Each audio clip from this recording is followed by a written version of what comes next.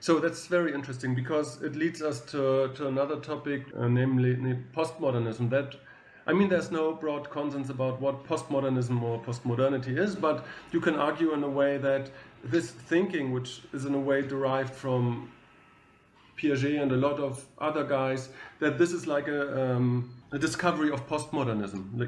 Okay, we are constructing in this way, by our temperament, our own subjective reality. That doesn't mean the objective reality, but our way, how we perceive it. Sure. Yeah. So. Well, no, go ahead. So no, and my question was because you are in a way critical about postmodernism, but in my understanding, postmodernism is a worldview which emerged out of the horrors, so to speak, from modernity. Like feminism and constructivism and all the good things that emerged in that time span of the last 100 years, more or less. So, but then something happened, and Habermas spoke about those performative contradictions, but now what is happening, that those contradictions invade our life in a way which we have never known before. Like constructivism leads to fake news, and feminism is deconstructing itself. What is your take on that? Well, first of all, I understand what the postmodernists got caught up in a very complicated technical problem. And the technical problem is essentially that there's a very large number of ways to categorize any set of entities, even a small set of entities. So, for example, if you wanted to categorize a set of 6 books, there's a virtually unlimited number of ways you could do it.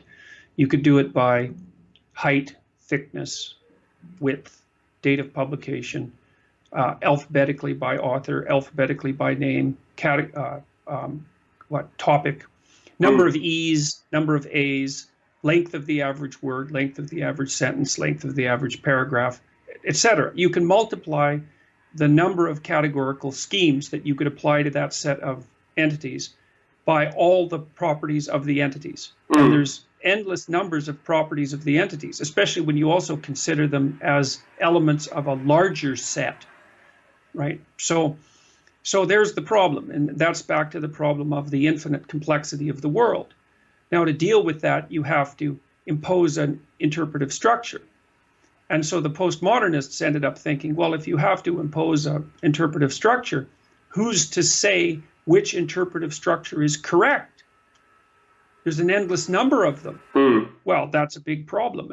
It's also a problem that's bedeviled artificial intelligence. So for a long time, the artificial intelligence researchers assumed that perception was a relatively straightforward matter, and that the problem that needed to be solved with regards to building, like, say, intelligent robots that could act autonomously was to determine how to act upon the entities that were perceived. But as they started to build machines that could perceive, they discovered, and this was back in the early 60s, that perception was such a complicated problem that it actually looked impossible.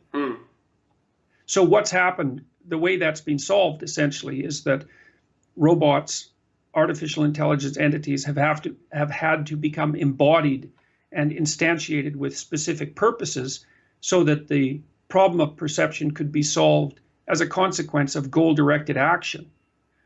So, because what happens is that it's goal-directed action that sets the pragmatic frame for perception. Perception is a tool used to attain certain goals. It's not a way of dispassionately observing an infinite set of variables. And so the postmodernists stumbled across that problem. It's, oh my God, there's an infinite set of interpretations. Well, then, for example, how can we be sure that any interpretation of a text is canonically correct? And if we can't be sure that we're interpreting a text in any canonically correct manner, how can we be sure that we're interpreting the world in a canonically correct manner? And the answer to that is, well, that's complicated, but part of the answer is you can't be sure.